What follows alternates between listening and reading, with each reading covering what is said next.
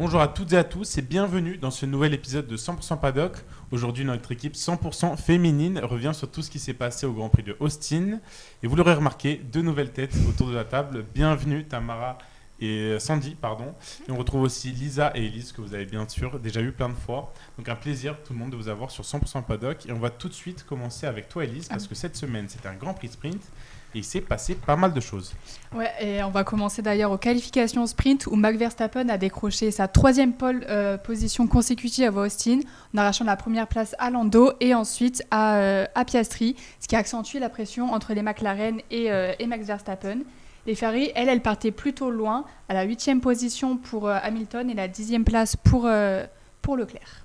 Justement, ça a été un petit peu mouvementé, je crois, au départ. Comment ça s'est passé, cette sprint ? Ouais, la course sprint, on va dire qu'elle ne nous a pas vraiment déçus. Alors, comme souvent sur ce circuit, le premier virage est redouté au départ et cette fois-ci, ça n'a pas manqué. Un premier accrochage au départ a causé l'abandon de 3 pilotes, mais on y reviendra un peu plus tard. Mais parmi eux, on a les McLaren et elles n'avaient vraiment pas besoin de ce double abandon dans leur course au titre pilote. Et j'imagine que ce gros cash a profité à beaucoup de monde. Ouais, et bien dans ce cas-là, on a George Russell et Carlos Sainz qui en ont profité pour se hisser respectivement à la 2e et la 3e place. Et Russell s'est carrément montré menaçant face à Verstappen en essayant plusieurs fois de dépasser le néerlandais, mais en vain. Et Max Verstappen a donc su garder son avantage en finissant premier. Et Ferrari, de ce côté, eux, ils sauvent un peu les meubles. Hamilton et Leclerc, partis au milieu de grille, ils terminent 4e et 5e, mais leurs performances ne sont pas vraiment dues à la performance de la voiture, mais plutôt aux abandons de ceux qui étaient devant eux, qui leur ont été bénéfiques. Vous en avez pensé quoi un peu autour de la table de cette course sprint ? Lisa, je sais que tu n'as pas forcément aimé cette course sprint. Effectivement, j'ai pas beaucoup regardé de cette course sprint parce que étant plutôt penché vers McLaren, ça s'est fini. On a été très déçus en course sprint. On reviendra sur le Grand Prix après, mais ça fait mal pour les deux pilotes orange parce que Max Verstappen, il est de plus en plus gros dans les rétros et là, on le sent. Au début, on disait ah oui peut-être. Là, le peut-être il devient de plus en plus réel et ça commence à faire douter un petit peu les McLaren. Et maintenant, on va continuer avec toi, Tamara, parce que tu vas nous parler des qualifications, donc cette fois-ci pour le Grand Prix du dimanche. Qu'est-ce que ça a donné ? Effectivement, les qualifications du Grand Prix des États-Unis nous ont offert un beau spectacle. Ils ont été dominés une nouvelle fois par Max Verstappen, qui a, après sa pole position en qualification en sprint, il réitère sa performance lors des qualifications pour le Grand Prix des États-Unis. Le quadruple champion du monde confirme sa bonne forme ce week-end et devance ainsi Lando Norris et Charles Leclerc avec un chrono de 1 minute 32 secondes et 510 dixièmes, un tour parfaitement maîtrisé. Et qui sont les autres pilotes qui ont réussi à prendre une place sur le podium ? Juste derrière lui, Lando Norris confirme la belle forme de McLaren en signant le deuxième temps à moins de 3 dixièmes, tandis que Charles Leclerc place sa Ferrari à seulement 3 millièmes du Britannique. Les Britanniques sont en embuscade, George Russell 4e et Lewis Hamilton 5e. Tous deux très proches du trio tête, le leader du championnat Oscar Piastri n'a pas pu faire mieux que la 6e place, manquant un peu de rythme dans le dernier secteur. Et malheureusement, je crois que pour nos Français, ça n'a pas été fameux ces qualifications. Dis-nous en plus. Effectivement, le jeune Français Isaac Hadjar a provoqué un drapeau rouge dès la Q1 après une sortie de piste au virage 6. Une erreur rageante qui a mis fin à ses espoirs de passer en Q2 alors qu'il montrait jusque-là une belle vitesse. Pierre Gasly parvient à hisser son Alpine en Q2 quant à lui. Et après un sprint mouvementé la veille, marqué par un accrochage entre Norris et Piastri, une nouvelle victoire de Verstappen. La tension est à son comble. Le Néerlandais veut reprendre le large championnat, mais derrière, Norris, Leclerc et Russell rêvent de briser sa domination. C'est clair, des qualifications quand même difficiles pour nous Français. T'en as pensé quoi, toi, ces qualifications, Sandy ? C'est sûr que pour les Français, ça n'a pas été fameux. Hadjar, on y reviendra par la suite, mais son week-end non plus n'a pas été fameux. Mais en vrai, pas vraiment de surprise. Franchement, on s'y attendait. La pole de Max, ce week-end, il a quand même été performant. C'est clair, bien au-dessus de tout le monde. Et par contre, les Ferrari ont fait une belle progression entre les qualifications sprint où ils ont fait 8e et 10e. Et là où ils font 3e et 5e. Et d'ailleurs, ça a été un petit peu critiqué par Leclerc, dans le sens où il disait que ce n'était pas normal d'être aussi peu régulier sur un week-end, ce qui est forcément aussi compréhensible. Et on va tout de suite passer au Grand Prix. Jingle.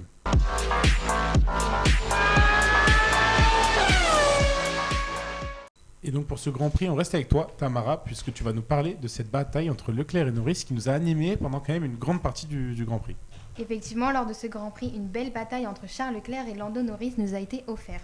Austin, Tourin, virage 1 et le ton est déjà donné. Charles Leclerc bondit de la ligne de départ, profite de ses pneus soft et plonge à l'intérieur pour doubler Lando Norris. La Ferrari est incisive, tranchante, le monégasque prend l'avantage dès les premières secondes sous les cris du public texan. Et j'imagine que Norris, en essayant d'aller chercher des points pour le titre, ne s'est pas laissé faire, juste par cette petite passade au virage 1. Effectivement, puisque cette histoire, on la connaît, quand Norris a la McLaren dans le rythme, il ne lâche rien. Pendant plus de 20 tours, il reste collé à l'aileron arrière de la Ferrari, DRS ouvert sans jamais trouver la faille. Leclerc lui défend avec autorité, place sa voiture au millimètre dans chaque virage, on sent toute l'expérience, la rigueur et la tension. Et Norris est passé, mais à quel moment de la course il est passé ? Effectivement, le moment clé, c'est le 21e tour. Norris tente sa chance dans la grande ligne droite, DRS activé et plonge à l'intérieur du virage 12. Leclerc essaye de résister, tente un contre à la sortie, mais la McLaren a plus de grip, plus d'air frais. Norris passe. Leclerc ne cède pas tout de suite, il reste dans le sillage, espère une ouverture, mais cette fois-ci le duel est joué. Une bataille propre, intense, entre deux pilotes à leur meilleur niveau. L'un est en pleine confiance, l'autre en pleine maîtrise. Norris finit par s'envoler vers la deuxième place. Leclerc garde le podium, mais les deux sortent grandis. Austin nous a rappelé que la F1 c'est aussi ça, deux pilotes qui se battent roue dans roue, sans artifice, juste du talent pur et une poignée de secondes pour faire la différence. C'est vrai que quand même très belle bataille, on peut applaudir les deux pilotes parce que ça a été très respectueux, même si on voyait que Leclerc était très limite avec Norris. Mais est-ce que d'ailleurs le circuit d'Austin a re-signé pour jusqu'en 2034 ? Est-ce que vous trouvez que c'est une bonne idée ? Parce que personnellement, je trouve qu'il y a souvent des belles batailles, il y a de la possibilité de dépasser, c'est un circuit où il y a des beaux virages aussi avec tout le secteur 1. Vous en pensez quoi ? T'en penses quoi, toi, Sandy ? Oui, le virage 1, ces dernières années, il a fait parler de lui. Et je trouve ça cool, malgré que c'est vrai que les conditions là-bas, il fait très chaud. Des fois, la dégradation des pneus, ça joue sur ça. Mais je trouve ça... En plus, c'est quand même un Grand Prix assez historique. Ça fait longtemps qu'il est au calendrier. Depuis 2012. Ouais, donc moi, j'y vois pas d'inconvénient. Et on va continuer avec toi, Lisa, parce que en plus, bien évidemment, de ce qui s'est passé entre Leclerc et Norris, il y a eu d'autres petites actions en piste, des petits mini-faits de course. Dis-nous tout là-dessus. Et oui, on va revenir un peu sur l'arrière de la grille. On ne va pas parler que de ce qui se passe devant, parce qu'on aurait des choses à dire, mais il faut bien penser aux autres. Ça a été un week-end à vite oublier pour les deux Williams. D'abord celle d'Alexander Albon, qui a percuté la Sauber de Gabriel Bortoleto en sortie de virage. Donc on est début de course. Il part avec les pneus à flanc blanc, donc les pneus durs, qui ne sont pas chauffés, et il tente un dépassement par l'intérieur sur Gabriel Bortoleto. Ça ne passe pas. Les pneus sont trop froids. Un accrochage qui aurait pu être évité, on peut le dire, pour les deux. Par la suite, ces pneus blancs, ils n'auront plus servi à personne. Personne n'a voulu les remettre sur la voiture, c'est resté au garage, ça n'a convaincu personne. Albon, il a expliqué après la course que lui et son équipe, ils passaient plus de temps à réparer la voiture qu'à l'améliorer. Et ça montre la difficulté qu'il a en ce moment par rapport à un Carlos Sainz qui a pu faire quelques performances. Alexander Albon, il est dans le dur avec cette voiture. Il ne trouve pas l'équilibre. Et chez Williams, on n'arrive pas à régler la voiture pour Alexander Albon. Et c'est dommage parce que c'est quand même le pilote Williams aujourd'hui, si on y pense. Mais c'est quand même pas le seul pilote Williams à avoir eu un contact durant cette course, surtout durant le début de la course. Et oui, parce que Carlos Sainz, ce week-end, il n'a pas été capable de briller comme il a su le faire. Au contraire, il est le seul pilote à avoir abandonné sur la grille de Austin. Et il est auteur d'un accrochage provoqué avec Andrea Kimi Antonelli. Donc il tente de dépasser Andrea Kimi Antonelli, mais il a bloqué ses roues au moment du freinage. Alors lui, il explique en disant que Andrea Kimi Antonelli referme la porte. Si on regarde bien la vidéo, c'est pas ça, et les commissaires sont d'accord, c'est pas ça, puisqu'il est quand même de 5 places de pénalité pour cet accrochage, donc 5 places de pénalité pour le prochain Grand Prix, et de 2 points sur son permis. Et d'ailleurs, au même virage, un pilote qui n'a plus de points sur sa super licence, il y a un petit coup de chaud aussi. Oui, c'est Oliver Biermann qui a eu très très chaud, tellement chaud, il a tellement voulu éviter l'accrochage qu'il a décidé de créer une nouvelle trajectoire à Austin. Donc maintenant on ne prend plus la piste, on passe dans le bac. Si on regarde un peu de plus près à la bataille avec Yuki Tsunoda, c'est une bataille qui durait depuis un moment. Ça faisait un moment que ces deux-là étaient en train de chercher la solution.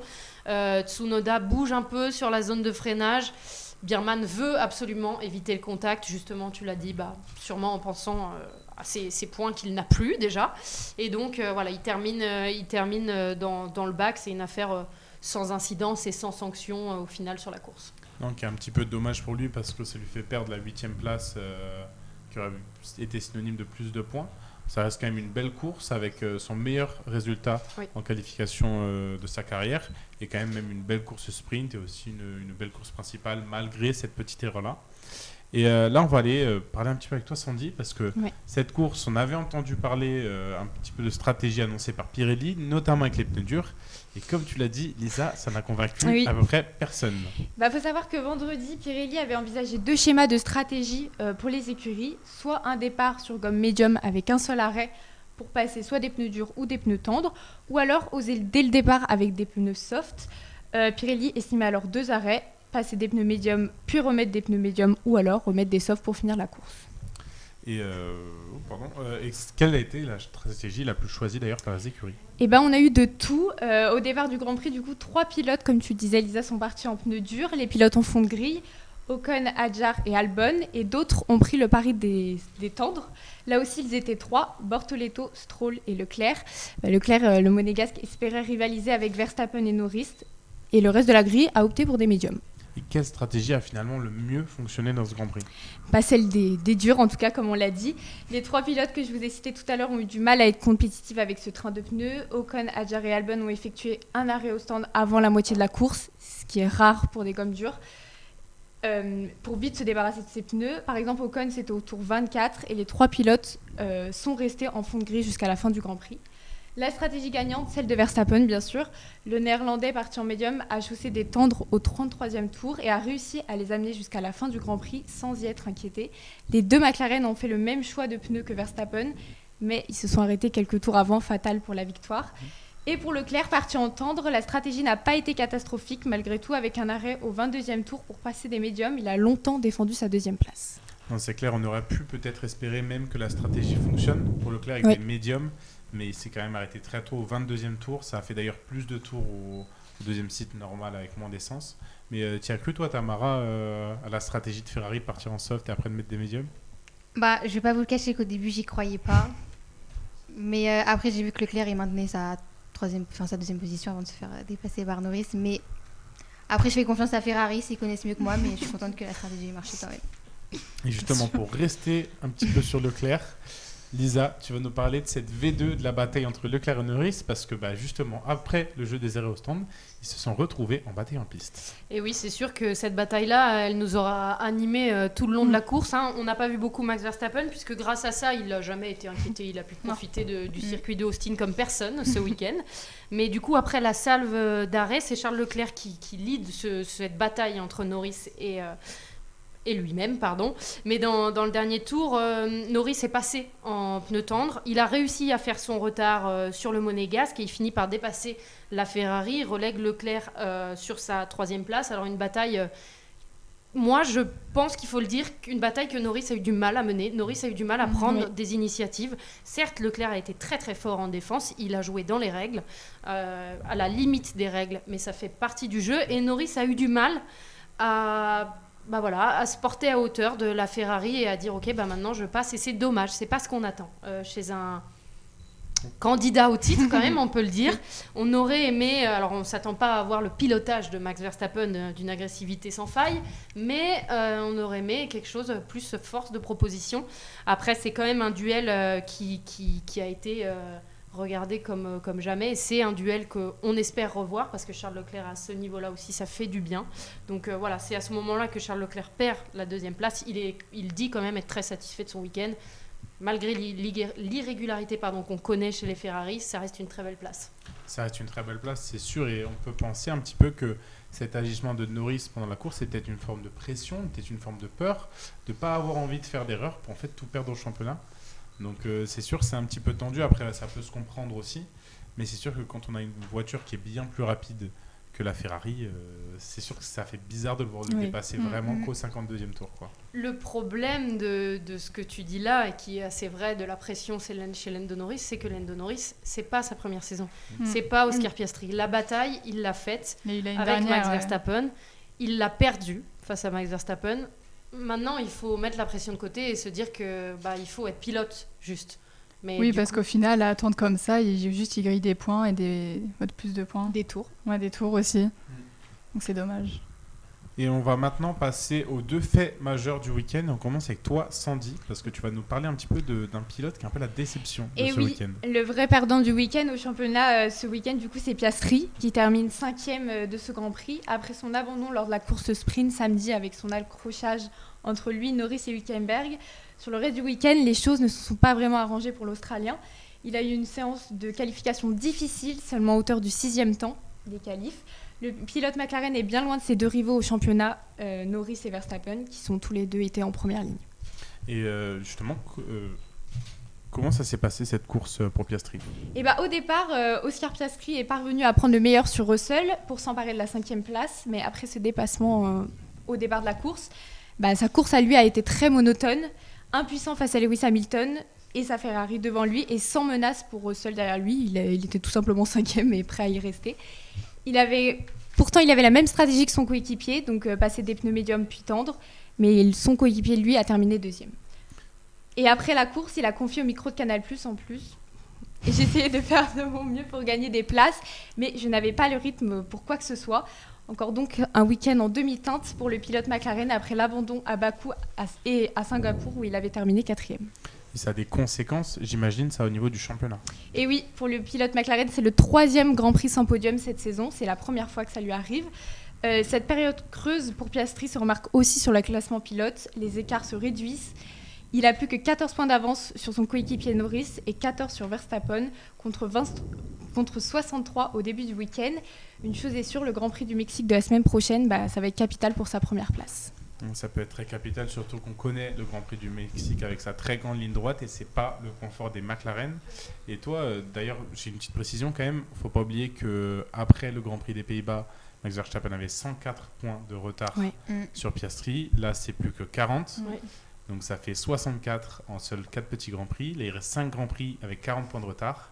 Et des sprints en plus. Et en plus de sprints. Donc non, ça peut être un petit peu tendu sur cette fin de saison pour Piastri au niveau du championnat. Je sais que ça ne réjouit pas Lisa qui est à côté de moi, mais ça peut s'avérer un petit peu tendu. Au moins, il y aura des belles batailles. Oui, c'est ça. ce qu'il faut se dire, Oui. c'est que le spectacle Voilà, sera au on sera pas rendez-vous déçus. et voilà, on est là avant tout pour le sport et c'est ça qui fait plaisir. Ah, c'est ça le principal. Et on va revenir maintenant avec toi, Élise, sur un moment quand même bouleversant du week-end. On en a parlé un petit peu tout à l'heure. C'est ce fameux virage 1 de la course sprint. Et ouais, alors c'est sûr que quand on arrive à 4 de front dans un virage qui se resserre, ça peut pas bien se passer. C'est exactement ce qui s'est passé pour le premier virage de la course sprint. Alors les principaux acteurs, c'était Norris, Piastri et Hülkenberg. Alors c'est assez subtil et ça peut être interprété de différentes manières selon qui on supporte. Mais pour faire simple, on va dire que Piastri, il essaye de passer sur un trou de souris entre Hülkenberg et Norris. Forcément, ça passe pas. Il percute Hülkenberg et en percutant Hülkenberg, se rabat sur Norris qui est aussi percuté. Et Hülkenberg, lui aussi, il a essayé de passer dans un espace qui était très, voire trop serré. Et du coup, ça n'a pas passé. Forcément, l'incident il a été qualifié de simple fait de course par la FIA, ce qui veut dire qu'il n'y avait pas eu de pénalité ni rien. Mais bon, c'était pas fameux, quoi. Compréhensible aussi que ce soit qualifié comme un fait de course. On le connaît, ce virage 1 Austin, qui est quand même connu pour être auteur de nombreux débours un petit peu comme ça. Mais comment les pilotes ils ont réagi face au crash-là ? Alors, comme souvent, aucun ne s'estime vraiment responsable. Hülkenberg, lui, rejette la faute sur l'Australien en disant, et je cite, « Oscar a tourné assez agressivement, il voulait tenter l'undercut et avoir une bonne relance à la sortie du virage, mais j'étais un peu là. » De son côté, Piastri, lui, remet la faute sur Hülkenberg et il dit « J'ai essayé de recouper Lando, nous étions tous les deux assez loin du point de corde, puis j'ai reçu un choc et il m'a évidemment envoyé sur Lando, donc c'est dommage. » Lando Norris, lui, il admet en conférence de presse qu'il n'a pas vraiment compris ce qui s'était passé, il a juste reçu un choc, il s'est dit « Bon, qu'est-ce qui se passe ?» Donc c'était pas fameux. Et plus tard, Zak Brown, il a déclaré que le pilotage d'Hülkenberg relevait de l'amateurisme. Voilà, ça montre vraiment qu'il y a de grosses conséquences sur... C'est ça, et d'ailleurs quand même assez dingue, il a dit ça pour se reprendre 2 heures après et dire, après avoir vu la vidéo, peut-être pas tant finalement. Ça qui est assez ça dingue. montre les enjeux du chaos qu'il y a eu. Et quoi qu'il en soit, cet incident, il n'a profité à personne, sauf quelqu'un, Max Verstappen, qui a pu une nouvelle fois se rapprocher des McLaren pour le titre pilote. Et la McLaren, du coup, elle perd vraiment de précieux points, ce qui ne les arrange vraiment pas. Et Hülkenberg, lui aussi, est perdant parce qu'il a en quelque sorte gâché sa meilleure position en grille de la saison. Donc vraiment, c'était quelque chose qu'il ne fallait pas faire. Non, c'est sûr. Vous en pensez quoi un petit peu de ce crash? Selon vous, c'est un peu qui est le fautif dans cette histoire? Moi, je pense qu'on est un peu sur... quelqu'un qui veut parler, là. Je pense que pour le coup, pour une fois, ça a été bien jugé par la FIA. On est un peu sur un effet domino de... voilà, Hülkenberg cherche quelque chose, un trou de souris. Oscar aussi. Premier virage, personne fait un peu trop attention. Bon, pour le coup, le grand perdant, c'est Lando Norris, qui cherchait rien du Lui, tout. il a rien mais qui demandé. s'est quand même Il y a fait Alonso envoyer aussi, j'ai oublié de le préciser, Oui, mais c'est Alonso, il a rien demandé, il s'était écarté et au final, il a été touché, il a dû abandonner aussi. Voilà, mais c'est vraiment... on peut pas sanctionner ça, sinon il n'y a plus de course. Quoi. Ouais, pour c'est moi, ça. ça fait partie de la course Donc automobile. plus jamais personne va tenter des trucs au premier virage et ça Non. sera ennuyant, quoi. C'est un peu... Surtout qu'on a vu le dimanche que ça pouvait bien se passer. Ouais, voilà. Oui, Et en en plus, ça s'est tentant, très bien en passé tentant le du dimanche. dépassement, on a vu Hamilton, qui pas très bien parti d'ailleurs, a fait dépasser plusieurs pilotes par l'extérieur. Et ça Charles Leclerc. Charles Mhm. Leclerc aussi sur Norris. Donc non, c'est sûr, ça peut bien se passer. Après, voilà, il faut que tous les pilotes s'entendent bien à ce niveau-là. Et on va passer tout de suite au bonus-malus. Jingle.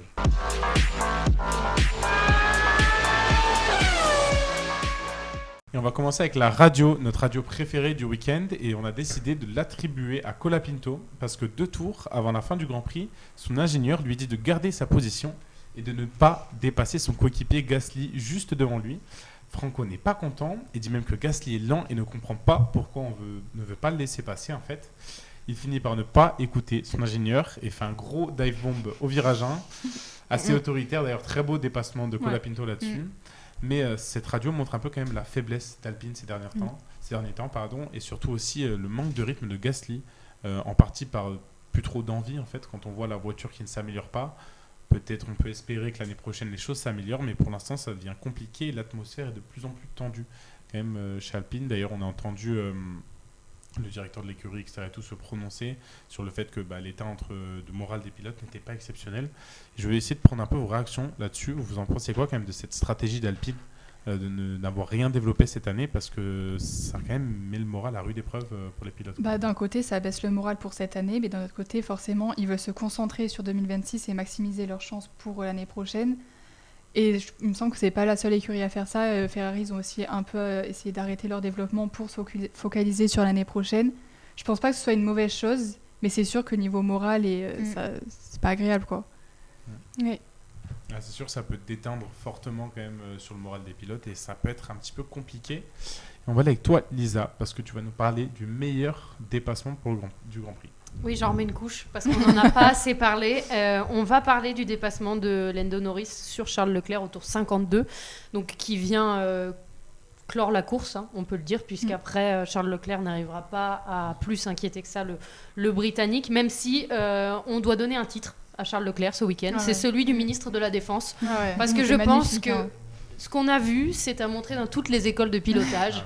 C'est dans les règles, c'est littéralement l'art de aussi défendre. longtemps en plus. La moitié du Grand Prix, il a tenu, quoi. Et puis il fallait défendre avec une Ferrari qui contre une McLaren.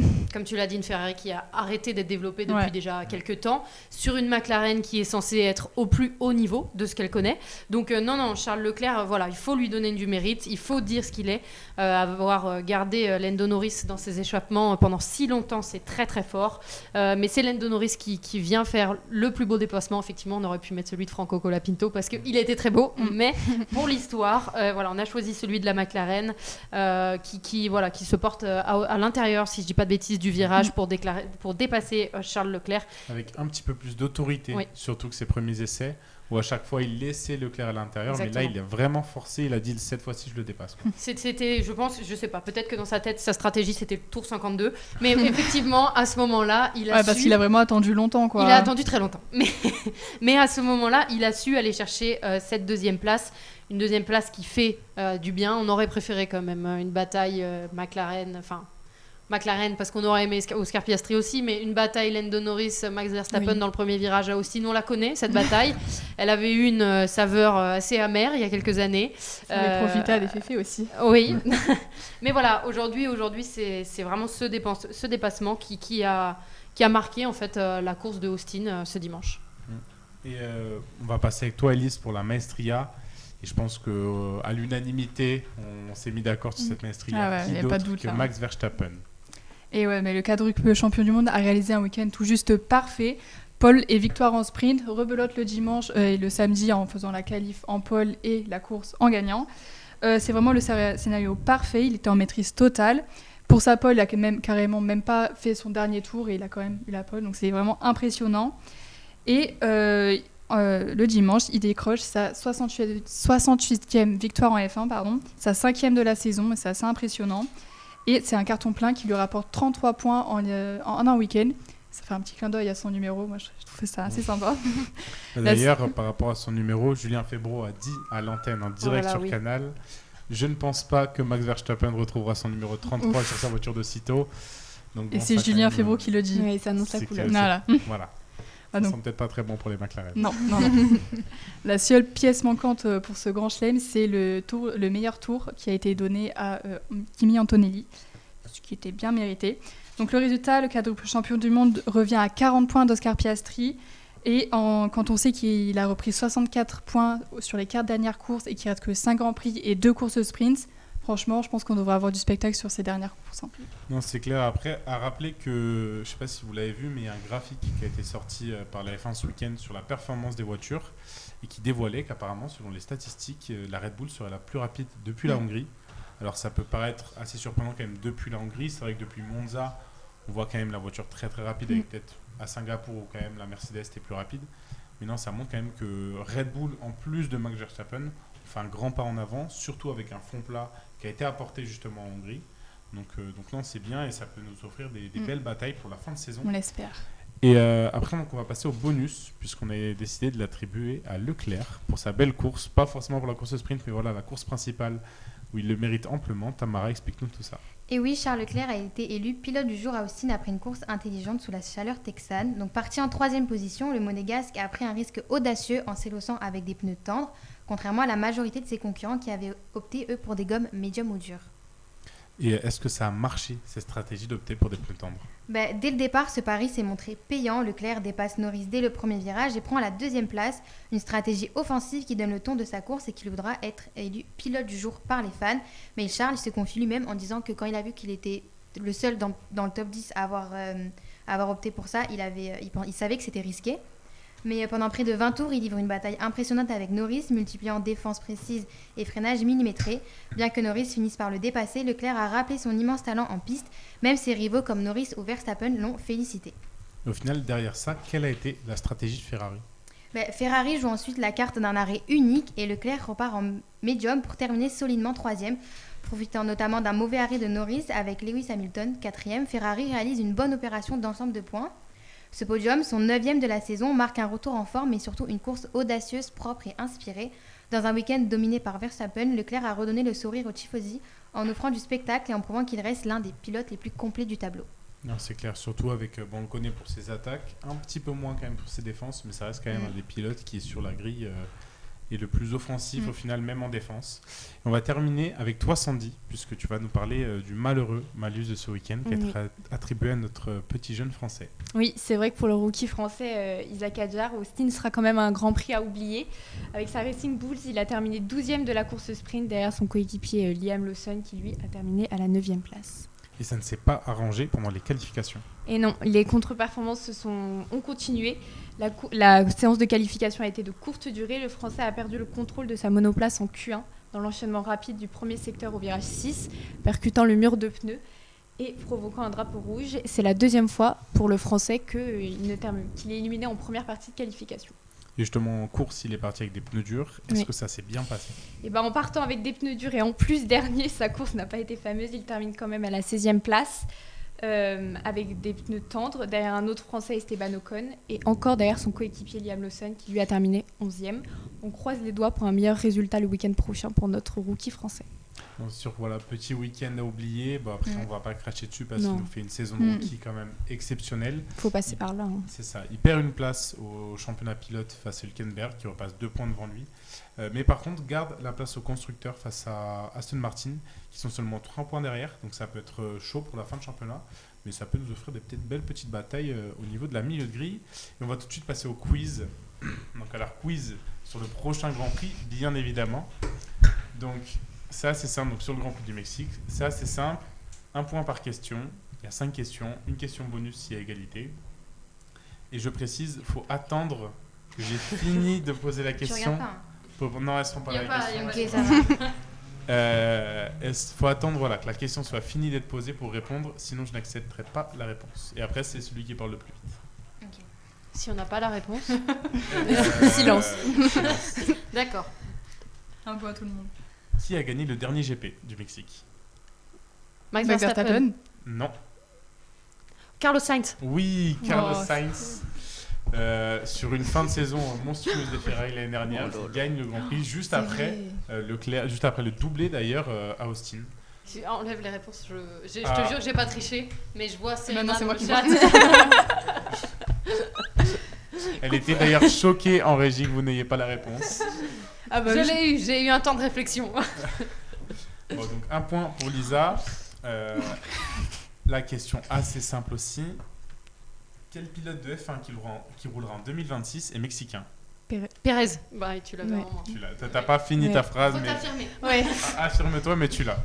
Bon, celle-là, c'était vraiment simple, mais voilà, faut le rappeler, il roulera chez Cadillac la saison prochaine, aux côtés de Bottas. Donc bon, alors je sais pas si vous avez vu les images du simulateur de chez Non. Cadillac. Non. Non. Désolé, non. Ça fait peur. Ah, pourquoi? On a l'impression que c'est un simulateur qui a été acheté sur Internet, qui top. peut être acheté un petit peu par tout le monde. Donc quand on voit les budgets qui sont mis dans les autres écuries, ça peut faire un peu peur.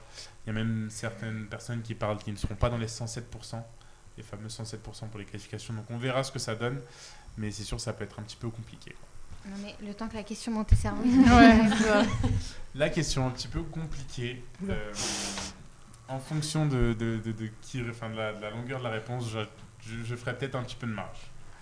Combien de pilotes mexicains ont roulé en Formule 1? Alors là, 3, Non, 2, non, 1. 5. 5, non, 7, Six. 4. 6. Ouais, c'était le juste prix. Ah là, c'était le bingo. Alors, Oui, faut pas demander de les citer parce que j'ai que Checo Ouais, Pérez. ouais. donc, Même moi, je les ai pas, mais c'est les. Voilà. Bah, il n'y a pas les Hernandez, Les frères Hernandez, Ouais. Ricardo et Ouais. j'ai oublié. Ça compte 51 et 27 GP. Ouais, c'est ça. En Ouais, ça en Formule fait 1. 3. Mais, Il en manque deux. mais voilà, il y a 6. Après, il y a Pato Howard, dont on avait parlé. Ah bah qui oui. roule en IndyCar, Oui, bien mais qui sûr, n'a jamais- pour McLaren. C'est qui n'a jamais fait de Grand Prix en Formule 1. Ouais, c'est Et ça. on a eu beaucoup de rumeurs, etc. Et tout, de lui ces derniers temps, mais pour l'instant, il n'a pas fait de Grand Prix, même s'il a déjà fait des essais justement pour Mm. McLaren. Donc, la question un petit peu sur le circuit, c'est la combienième édition du Grand Prix du Mexique? Bon, bah alors là. Non, mais Alors, c'est quoi il a ce été pendant 3 périodes, Il avec était 3 Il y a eu- tracés Il y a différents. eu la période des années 80 où c'était Ouais. Prost. Il y a eu la période là dans laquelle on est à partir de 2016 et il y en a une entre les deux. Ouais, Mais alors je ne saurais exact. pas. On va dire Bon, allez, 23 ans. Non, 25 ans. plus que Plus. ça. Attendez, mais c'est- c'est quoi là? Enfin, j'ai pas compris. C'est Combien- 25 éditions? Ouais. Combien d'éditions du C'est Grand Prix 25 éditions. Non, mais déjà, j'ai pas compris la Alors question. là, Enfin, à on partir On n'a de même ce pas eu le stade, temps de réfléchir que. J'ai pas compris. Bravo. J'ai fait des bravo. petits calculs. Combien d'éditions il y avait eu depuis le J'avais début? pas Donc, compris. alors, le circuit voilà, a changé à 20. 2 reprises. C'est le même depuis 2016. Je t'ai un peu aidé. Ouais. Non, mais je savais qu'il y avait des coupures. Je savais que ça commençait en 63. Mais enfin, je savais pas Ouais. combien de temps les coupures. J'ai essayé de. Voilà. Mais ouais, C'est bien 25e édition du GP de Mexique, qui est d'ailleurs plutôt bien appréciée. Oui. Et en plus, l'affluence avec Checo Pérez, ça va mieux ces dernières années. Enfin bon, il est la dernière Alors, fois qu'il a participé au Grand Prix. Il a perdu, quoi. Ouais. Abandonné. Mais- Alors, dernière question. Là, ça peut revenir à égalité. Donc, Tamara, c'est peut-être Non, le mais- moment de peut-être espérer marquer un Mais point. déjà, je comprends pas les Et questions. après, donc donc, ça 1 pour commence Lisa, mal. 2 pour Elise et 1 pour Sandy. Qui détient le record du circuit? Verstappen. La Bottas. Alors, Attends, c'est Verstappen. le record de tour ou Bottas. le record de victoire? record de tour. Bah, c'est Bottas. Bottas en 2019. 1 minute 17 Je et le record. 773. C'est pas Bottas. Hamilton. C'est pas Bottas. Hamilton. Non. Bah, ça fait Perez. Verstappen. Alors, c'est vraiment dur. Ah, mais oui, c'est ça qui. Australien? Piastri. Non. Ricardo. Ricardo.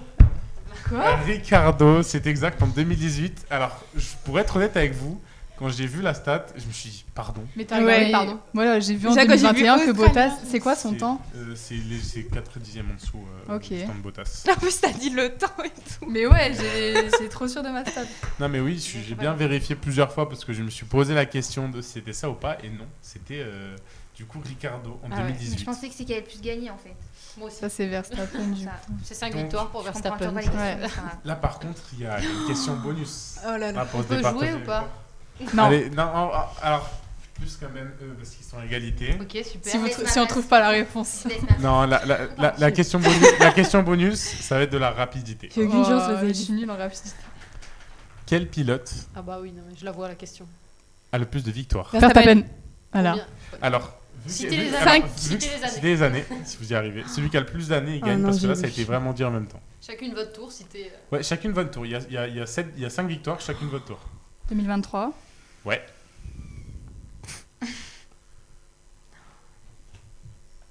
Mais celle-là, je l'avais, question. Il y en avait une, c'est pas la bonne. Qu'est-ce que je peux dire 2020 Non. Ah putain. Est-ce que Elise t'en a une autre? 2022. Alors, il avait gagné en 2017 et 2018, et après de 2021 à 2023. Ok. Donc Bravo, voilà, Élise. c'est une grande Ah, victoire oui, d'Élise je les pour ce aime. quiz. Ouais, bravo. Bravo, Je suis parce fière, que, là. ouais, il y avait C'est quelques le questions premier quand même quiz que je difficiles, gagne de ma surtout vie. qu'elle a eu. Les deux plus difficiles, c'est celles qu'elle a eues. Je l'ai un peu dit. Avec, Un peu, ouais. avec T'accordes, un petit peu un de quart de chance point. sur le nombre de pilotes mexicains aussi. Mais bon, on peut quand même bien lui accorder ça. Donc voilà, c'est tout pour cette émission. Merci à vous quatre pour vos chroniques, vos analyses. Merci à vous dans le chat de nous avoir suivis. Et merci aussi à Léna et Luc, les deux personnes derrière la régie de ce soir. Restez connectés, gardez vos moteurs allumés et on se retrouve la semaine prochaine pour le débrief du Grand Prix du Mexique.